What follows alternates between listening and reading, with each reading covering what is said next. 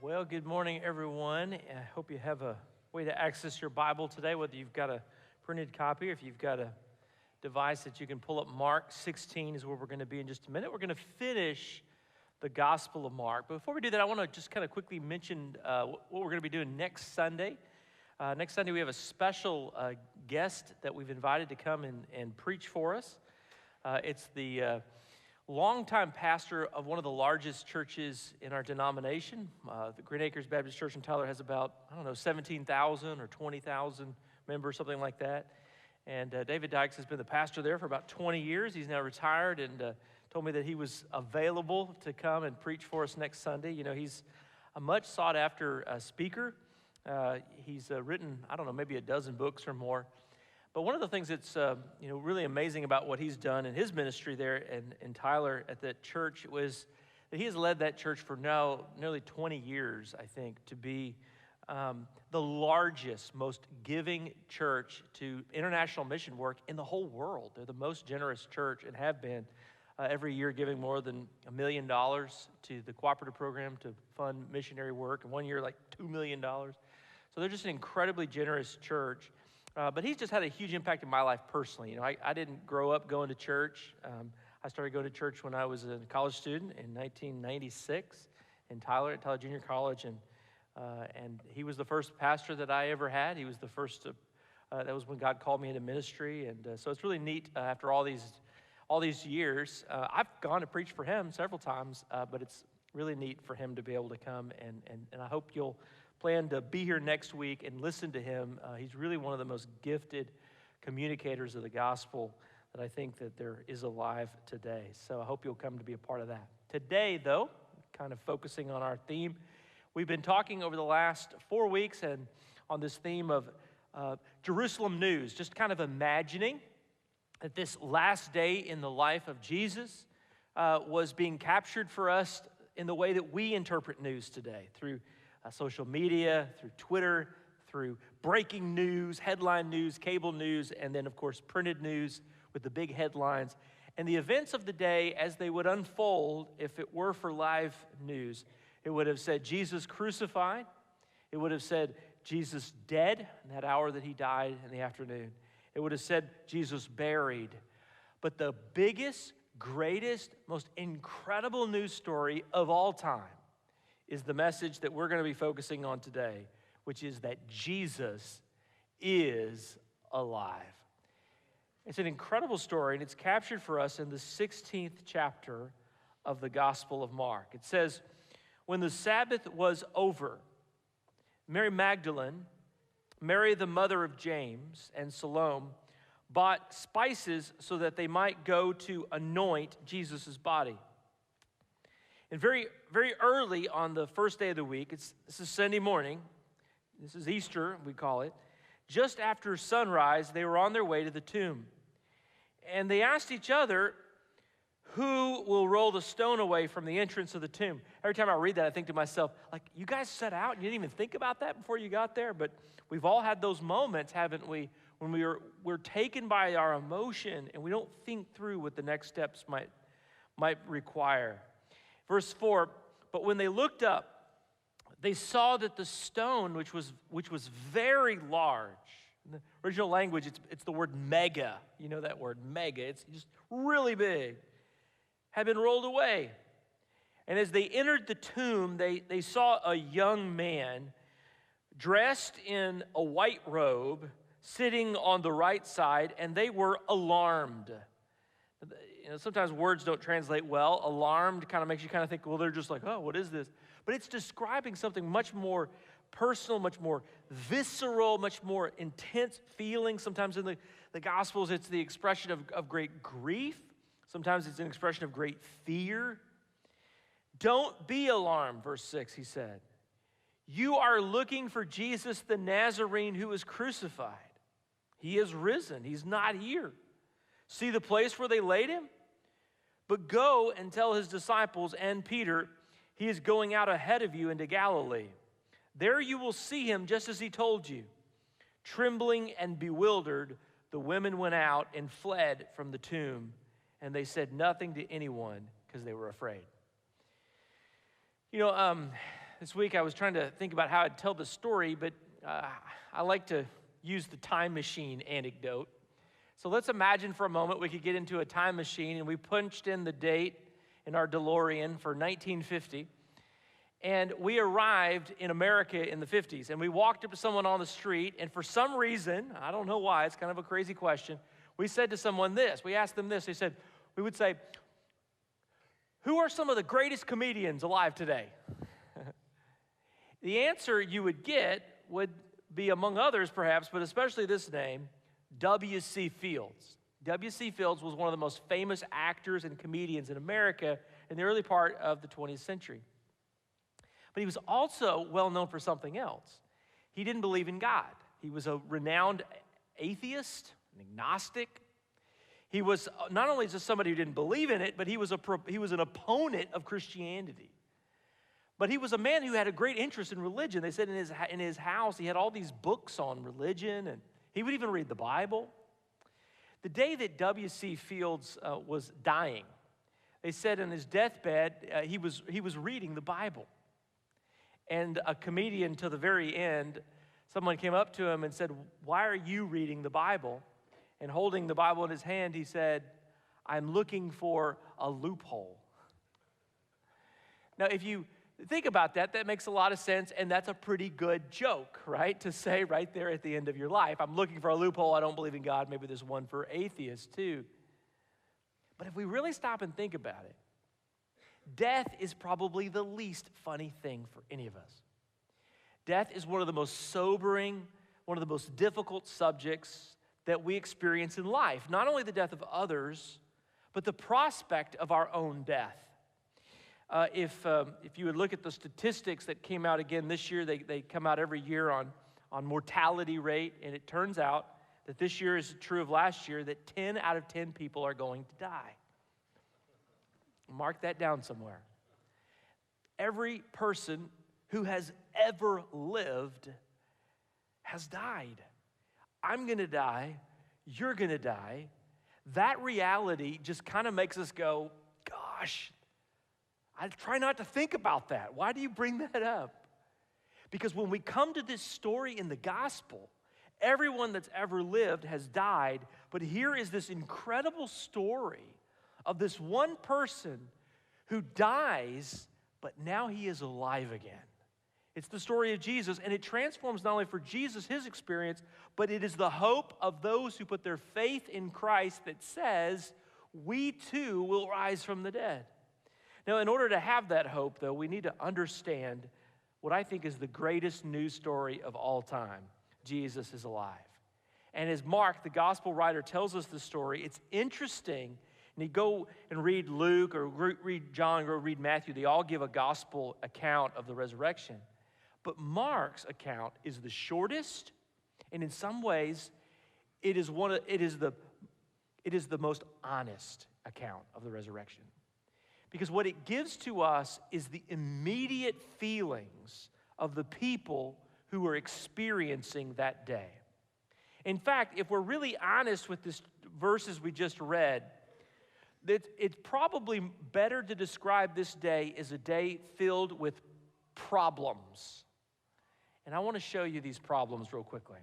The first problem this morning presents to these folks who are on their way to the tomb, Mary Magdalene and the others, is the problem of moving a stone. Now, they're on their way. They've already gathered up the things that they're going to bring to Jesus. They want to pay their last respects. They want to go into the tomb the last time before you would ever be able to go in there. You wouldn't go in there over the next few days, so this is the last moment. They want to go in and they want to put spices and things on him. They want to pay their last respects. They want to say their goodbyes. We can all relate to that. It's such an honest and true experience, but they're so taken by the emotion of that morning that they don't really think all the way through how they're going to do that. And then now they're about to get to the tomb, and you know what the stone looks like in front of the tomb. I can show you this picture. This is one from Israel. This is the type of thing that we think this particular tomb of Jesus was. You can see this big stone that's there, and how would you move it, and how would you move it out of the way? And it's not just like it's on a nice little track, and you can kind of do that, or has a little button, and you can open it up. It takes a tremendous amount of force, and they're wondering how they're going to do it. Now, already the gospel has set the stage for this, because after Jesus' death on the cross, last time we read these verses in Mark 15:46, and we're going to read them again. It says that he dies on the cross, and Joseph of Arimathea, the man whose tomb Jesus was buried in, it says, so Joseph bought some linen cloth and took down the body, and he wrapped it in linen, and he placed it in a tomb cut out of rock. So that's the picture we just saw. Then he rolled a stone against the entrance of the tomb. Mary Magdalene and Mary, the mother of Joseph, saw where he was laid. So they were there. They were watching this happen. They knew how to get to the tomb. They knew which tomb was his tomb versus somebody else's. But there's an added detail in this story when you go and read Matthew's gospel. And it's very interesting. What Matthew's gospel tells us is it tells us that they didn't just put him in the tomb and then roll the stone away and leave, and that was the end of the story. Listen to what Matthew chapter 27, verse 62 tells us about what happened. The next day, the one after preparation day, this is Good Friday. This is the day of his crucifixion. The chief priests and the Pharisees went to Pilate, and Sir, they said, we remember that while he was still alive, that deceiver said, that's what they called Jesus, after 3 days I will rise again. So give the order for the tomb to be made secure until the third day. Otherwise, his disciples may come and steal the body and tell people that he has been raised from the dead. Isn't that amazing that they would have thought through that, and then we have this description in the gospel? This last deception will be worse than the first. Take a guard, Pilate answered. Go and make the tomb as secure as you know how. And so they went and they made the tomb secure by putting a seal on the stone and posting a guard. So this is what makes it so incredible in the gospel, that when Mary gets to the tomb, and we're not told about all the other details of the things happening. You know, in Matthew's gospel, it talks about an earthquake and stones and guards falling down and all that kind of stuff. Mark skips over all of that and just simply tells us the incredible discovery moment when they get there and the stone is gone. This is problem number 2. Problem number 1 was a big problem. How are you going to move a stone when you want to see Jesus and you want to put these spices on him and you want to pay your last respects? But problem number 2 is a bigger problem, because now the stone is rolled away and the tomb is open and empty. You're left with the question of, where is he? What happened to him? What's going on? In John's gospel, we're told that there was another event that happened in the midst of all of this, which was that when they initially discovered that the tomb was open, that they actually ran back and they told Peter, and Peter and this beloved disciple came running back into the scene. They went and looked inside the tomb, saw that he was gone, didn't know what was going on, and left. And then all that's left is one of the women sitting there named Mary Magdalene. And you can see Mary in this picture. She's kind of coming to the tomb with a little light in her hand, a little oil lamp. And she's outside, and then it describes in John chapter 20, verse 11, what happened. Now, Mary stood outside the tomb crying. And as she wept, she bent over to look into the tomb.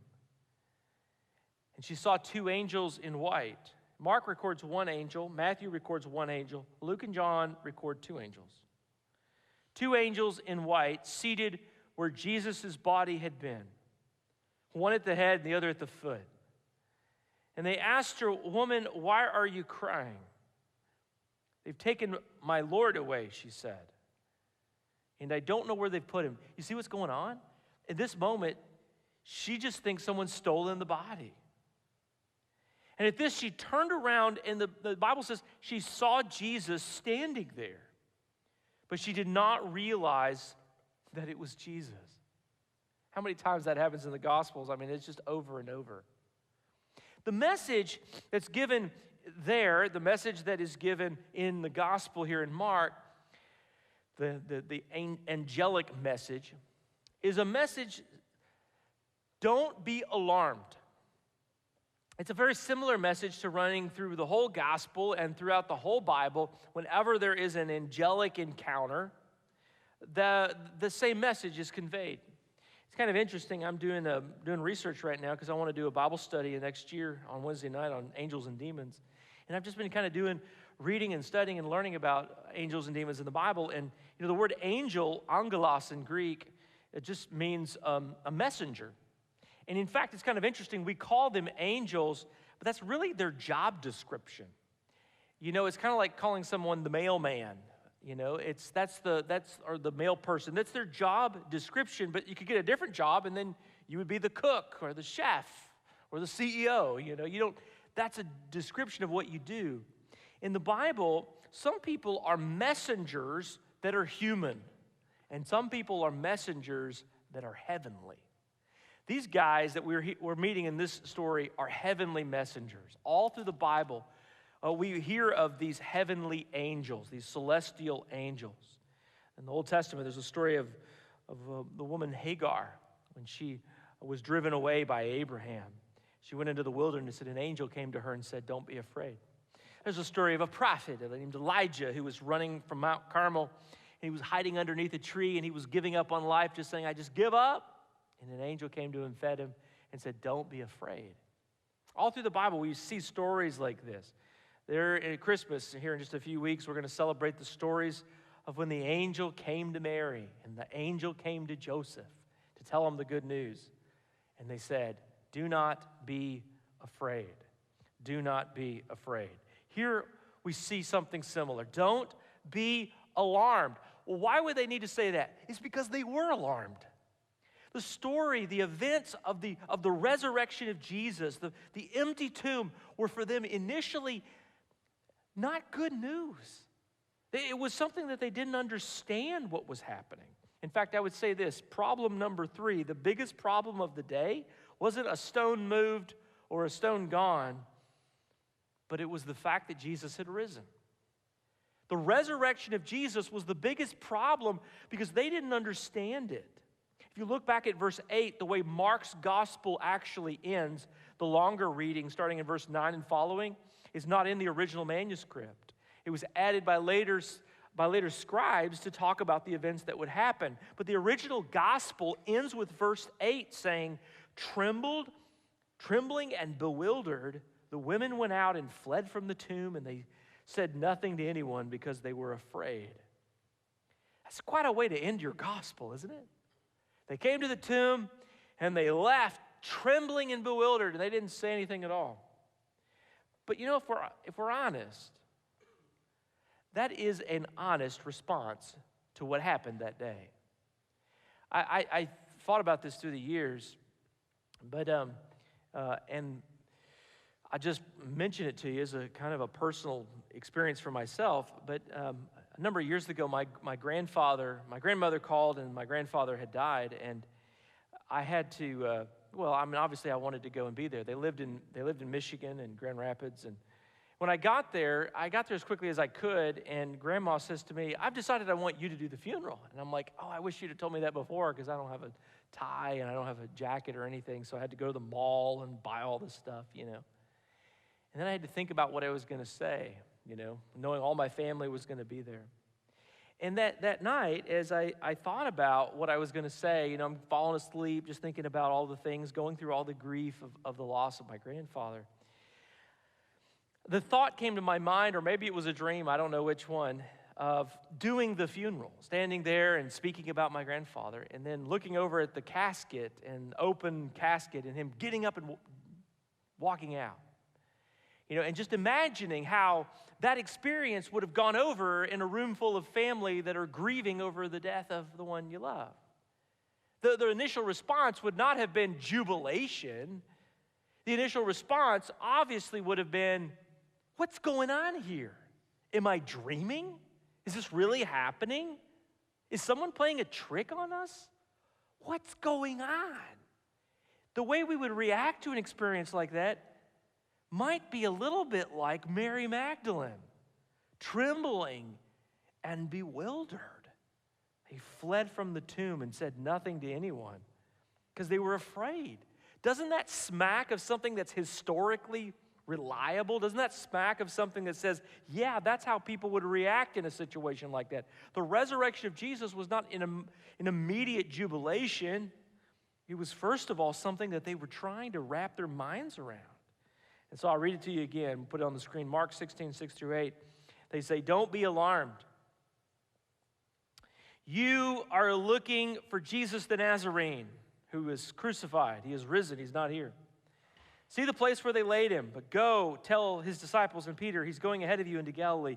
There you'll see him just as he told you. Trembling and bewildered, the women went out and fled from the tomb. They said nothing to anyone because they were afraid. The scene's been painted for us countless times by artists and painters. Here's the scene of the three Marys at the tomb. As I read through that again this week, I kept thinking to myself something really interesting, that in my mind at least. That when the angel speaks in this moment, this incredibly important moment, the angel actually tells the Jerusalem news story, right? What does the angel say? The angel says, you're looking for Jesus? Jesus is crucified, right? Jesus is dead. We're right here in his tomb. Jesus was buried. But Jesus has been raised from the dead.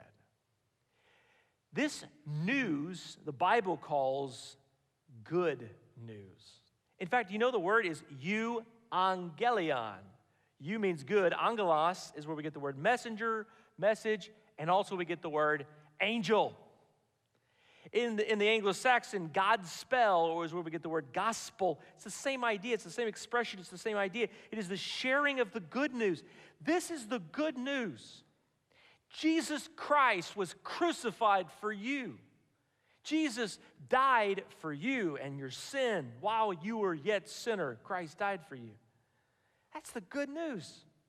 And he's been raised from the dead. Jesus is alive so that you can have an eternal relationship with him, so that you can share in all of the eternal future that God has in store for his people, so that you too can come to the moment of the ultimate realization of your life, which is you're going to die, but you know there's more to the story. You know that there's hope beyond this world. Now, as the angels explain all this and say all this, they then say this, so interesting. They say, go and tell. Go and tell. This is the gospel. Now go and tell it. The word gospel, again, euangelion in Greek, is where we get the English word evangelism. It's the sharing of the good news. It means that we need to tell the world the good news about what God has done for us through Jesus, through his death and resurrection. It's the message that we should go and tell. But then you go back and you read it one more time. And you see something that's so important. In verse 7, it says, but go tell his disciples. Now think about this. Who's he talking to? He's talking to Mary Magdalene. He's talking to some of the other Marys that were there. Everybody named Mary back then, it seems like. What's their job? Their job is to be the first to share the good news. Their job is to be an apostle to the apostles. Their job is to be what we call in Latin missionaries. They're the first people to tell the good news. The first to report it were angels. The first to share it were these women at the empty tomb. And who were they sent to? Go tell his disciples. And, what does it say? Peter. I said in the first service, I said I could preach the whole sermon, I think, on just the title, and Peter. Think about that. Mark's gospel was written by John Mark in Rome, after the death of Paul and Peter by the Neronian emperor in the 60s. It was based, according to the church history, on the memoir of Peter, who remembered the experience, and John Mark wrote it down. And when it gets to the end of the story, by the way, Mark's gospel begins with the story of the call of Peter. It ends with a message that the angels told the women at the empty tomb, go and tell his disciples that he is alive, and tell Peter. Now, why is that so important? We know why. We know why.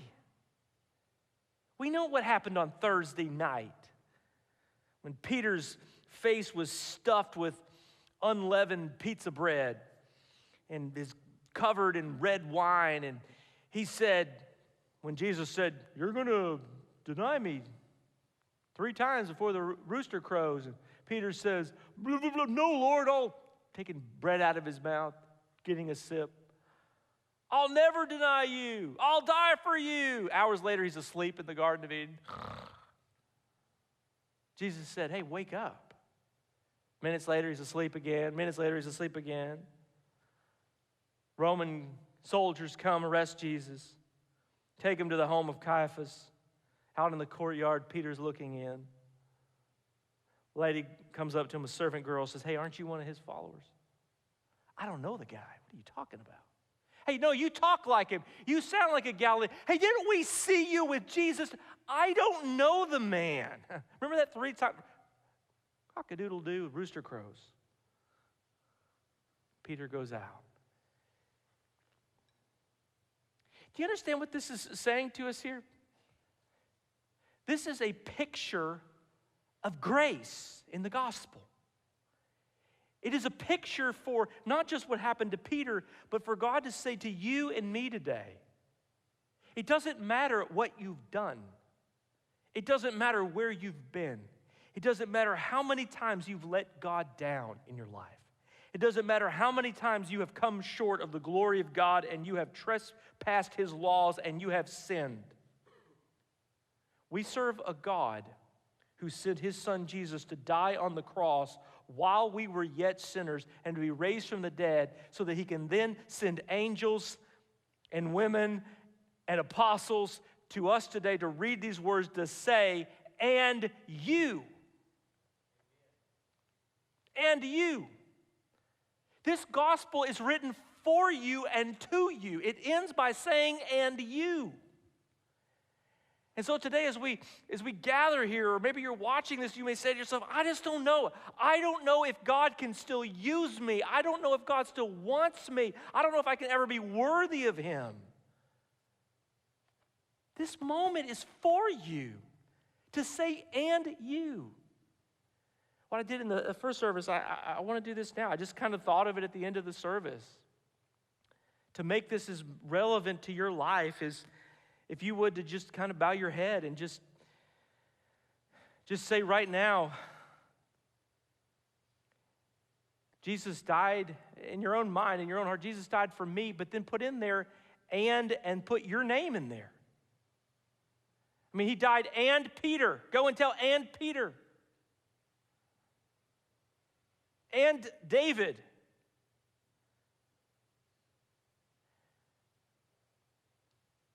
What about you right now? Can you say that? If I say and, can you put your name in there? And can you say it loud enough where people can hear it because you believe it's true because the Bible says it? And for you today. It's an and you. It's and you. He's included you in this plan of his redemption. He's included you in his plan of salvation at the cross and at an empty tomb. It's an and you. It's his grace. And that's why we call it the gospel. It's the good news. Amen.